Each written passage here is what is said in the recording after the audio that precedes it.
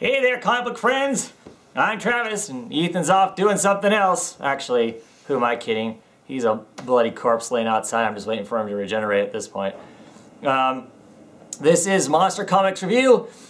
This is a Redux. I really feel sorry for anybody who doesn't like zombies, who doesn't like some blood and gore, because you're not going to want to watch these. I'll hopefully have been smart enough to put some sort of a thing out front saying, hey, don't watch this if you're not interested in watching zombified people and whatnot. My first time doing zombie makeup, yeah, I don't know. It looks okay. It's got some spots in it that could have been better. It was fun to do though. So, at any rate, we had originally planned to do a couple different zombie things and whatnot. This is homecoming weekend for Ethan, and so it kind of ran into some problems as far as scheduling goes, and the next couple weeks are going to be even worse schedule-wise. So, we did the best we could. I kind of wanted to give my opinion on some of these books too. I haven't watched back the video with Ethan yet. I don't really know what he had to say about these books.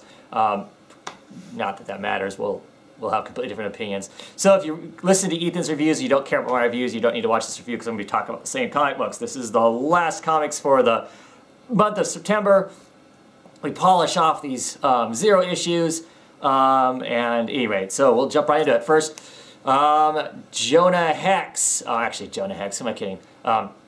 All-Star Western featuring Jonah Hex. And this is the origin of Jonah Hex. I actually really like this. I wasn't sure what I was going to think of it. It goes clear back to when Jonah was a little boy and just how crappy and of a life the guy's had. I mean, he's had a certain level of luck in the fact that he somehow survived all the stuff that he's survived. But obviously, look at the man's face and the horrible ways that he was treated and whatnot. Obviously leads us to know exactly why he is the way he is. I actually really enjoyed the book. It was probably one of the better 0 issues as far as if it was going to be a origin issue. It covered all those bases really well and just gave us kind of a blanket covering of all the stuff that Jonah has been in up until this point. So yeah, I would give this 4 brains out of 5. All-Star Western number 0. Captain Marvel number 4. I think the little what she says on the front of this thing is the kind of stuff that I don't really care for. It's a little too patriotic. I mean, I know she's patriotic in some sense. I don't like over-the-top patriotic characters. They feel relatively hollow and cheesy to me. So I wasn't too excited by the cover. Actually a fine story inside as she tries to figure out how the heck it is that she's gone through time and she's ended up off the coast of Peru. 2 things that are 2 mysteries there that she is working on. And the backstory that's kind of in the back of this, well, it's not really a backstory, you shouldn't call it that, but the story about the pilots, been a long day, the pilots, female pilots working on getting into the astronaut program is a pretty cool story in there. I'm enjoying this. I don't know that it's like knocked my socks off, but so far it's been a pretty fun read. I'm actually looking forward to her getting done with this arc, and I want to see her getting into some more straight up superhero kind of thing other than the time traveling story. So I know it's telling a female-centric story, and I'm fine with that. To me, though, it's not the most interesting of plots. Okay. I, Vampire, issue 0. And, oh, the fact that they use kind of Elizabethan language in here. So we feel like we're reading a Shakespeare play of sorts. Was interesting to read that way, if you're not used to reading that stuff. It tells us how Bennett becomes a vampire, how he's cursed. Interesting to know that Mary, Queen of Blood, was basically his first big love. Doesn't show her becoming a vampire. but that's interesting that he's basically pursued the same woman for centuries. We get to see how he ends up being the cork that holds in Cain. Cain was cursed, you know, if he were to consume a truly innocent soul, that he would be destroyed. So yeah, it wasn't bad. It was interesting. It was okay. I enjoyed it. You know, for a zero issue, like I said, I'm not a real big fan of the zero issue. So, but as far as the zero issue goes, it was pretty good. I would give it a very solid, a very yummy 3 brains out of 5. Justice League, the all Shazam issue, which I quite enjoyed. I liked the conversation about how, look, no one's as pure and great and innocent as what the wizard was looking for. There's some fun stuff in here. Oh, I'm older, you know, and I'm strong, and they earned $20. Him and the kid with the crutches. They earned $20. They're like, yeah, we're gonna get rich, not thinking about the bigger scheme of things and whatnot. I really kind of hope that they turn this into a regular ongoing, the Shazam thing. I'd probably pick it up because I'm curious to see how he reacts to stuff and whatnot. This whole new dealing with his powers, not really having them explained to him. And if Black Adam is hunting him down, that's going to be some really cool story going on. But I'm not sure exactly how they're going to tell that story. If they're going to continue to tell little pieces in the backstories, which will be unfortunate, or if we're going to get some ongoing. Yeah. But I enjoyed it. It was fun to have a full issue of it. I would give it a solid, yummy 3 brains out of 5. Justice League Dark with, this is a Ryan Sook cover I actually do not like. I do not like the smarmy look on Constantine's face here. It just doesn't look right and whatnot.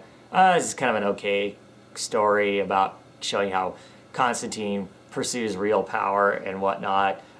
It's all really weak to me, and the reason it's weak to me is because I read Hellblazer also, and the Hellblazer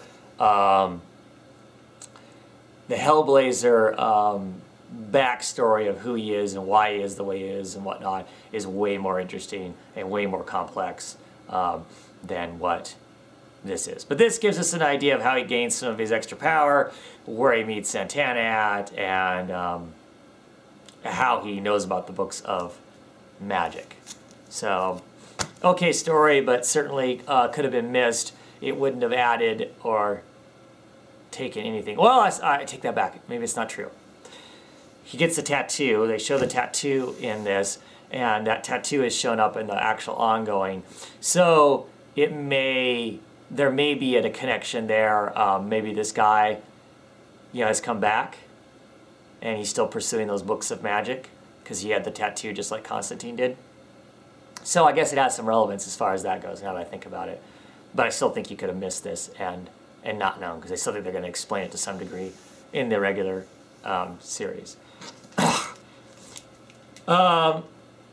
Lobster Johnson, Caput Mortuum. This is another one-shot. It was fun. It was kind of enjoyable. Him beating up on some Nazis who are flying along in a blimp, and they're going to shoot a missile down into Manhattan that's going to basically gas everybody and basically turn them into piles of bloody goo. It was a fun story. If you like this character, this is a fun story because it's just another little story we get to see him in. If you don't like this character or you know nothing about him, this certainly leads more questions than it ever does answers to anything. It makes you kind of go, what was this all about? Why did I pick this up? So yeah, double-edged sword. If you already know something about the guy, it's a fun one-shot. I really like these one-shots. They're just kind of enjoyable little stories that have to do with him. They have to do with this character set in during World War II times, or right before World War II. And yeah, fun for that. Not something you want to pick up if you're knew and have no idea about the character whatsoever. Rose and Thorn, sort of our National Comics one-shot. Awesome Ryan Sook cover there. This was kind of a creepy story. I mean, interesting but really creepy. Rose and Thorn, split personality, one person supposedly, or maybe not. The split personality Thorn does some pretty sinister stuff. It's implicated that their father was murdered, and she's hunting down the murderers, and she's doing any way she can. Yeah, I don't know. It was interesting and kind of freaky and a very creepy. I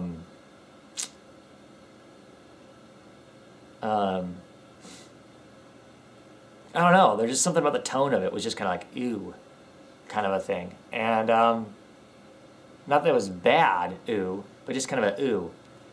And I'm not sure exactly how to describe it beyond that. I wish the interior art looked more like this.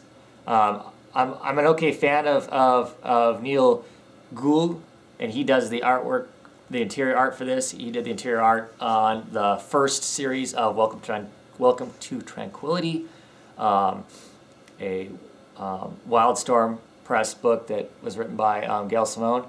But yeah, I'm really liking these National Comic things. I'd be curious to see more of this. Because this one, like the ones before it, left a lot of open real estate to tell a lot more story. So I don't know. I mean, it feels like all of these could really be telling more. I don't know if we're ever going to get to see more. It's like reading a chapter of a book and not getting to read the rest of the chapters. And it was a good chapter, somewhere in the middle to really get you going. I like these. I'm just not sure exactly what the format is for, and are they going to continue with it? Okay, next up is Sword and Sorcery, 0 issue, featuring Amethyst plus Beowulf. Surprisingly, how much I like this. I wasn't sure what I was going to think of it. I've always kind of liked the Amethyst character. I knew that they were changing her in this. She's going to be more emo, more whatever, and so I wasn't sure exactly what I liked. The character really isn't nearly as emo as what people had billed it as being. You know, she's just a teenager that's on the outside, not that extreme on the outside. It didn't really feel like, they didn't show enough of that to feel that way. You know, she's got a mother who's been training her to fight with swords since she was like 3. She thinks her mother's crazy because why would you do that to a normal kid? On her 17th birthday, she finds out, zap, she gets to go to this other realm that that she's from. And in this other realm, her aunt is gathering up anybody who's a blonde, basically, because if you're a blonde in this other realm, that means you have part of the Amethyst bloodline, and she is killing you. She's basically casting some spell or whatever and smoking your essence, so she can have all of the bloodline power.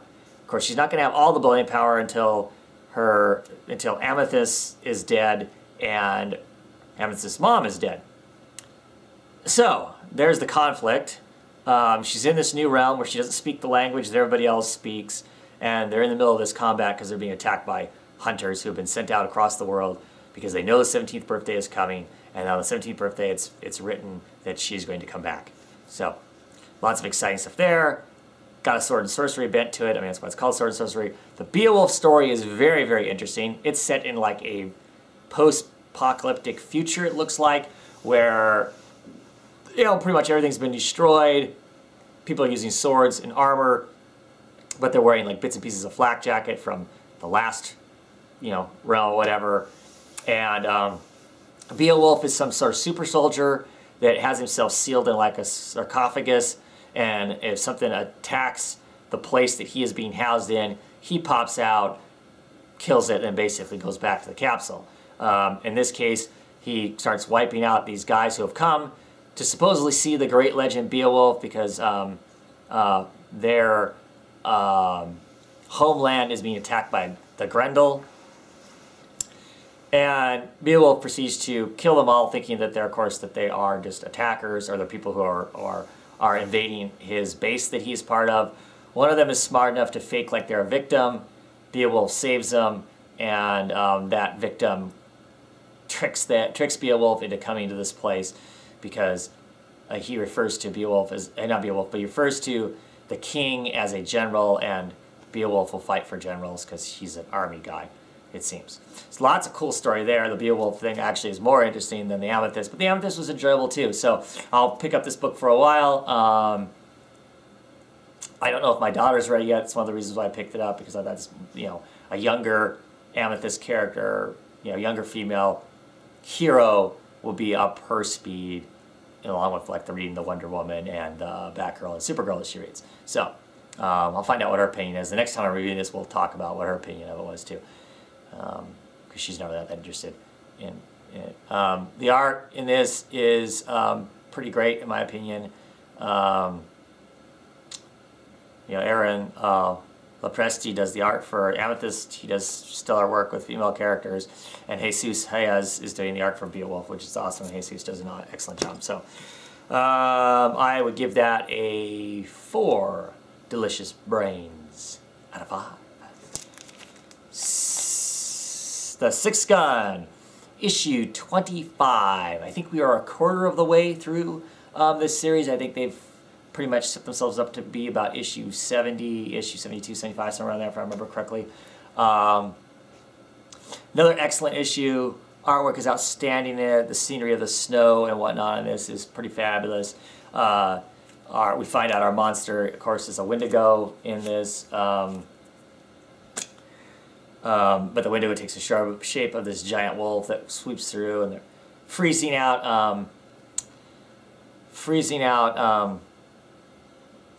our main characters. Meanwhile, our 9-foot mummy is back and is on the good guy's side, it seems, for now, which makes sense because, of course, he still wants them to rewrite the world where his one true love exists in that world, and they're tied back up with the trickster gunslinger in this.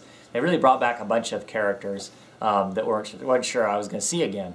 And they all work really well together. It's going to be really interesting moving forward exactly how they're going to kill the Wendigo to get out of where they're stuck at now, and what is coming next. I just really enjoy this book. I'm excited. I just heard that they're going to do a mini-series of this set before #1, where we get to see the 4 generals that had some of Drake Sinclair's guns before him, what they were like, so that's pretty cool. Also, NBC has picked up Sixth Gun as a TV show.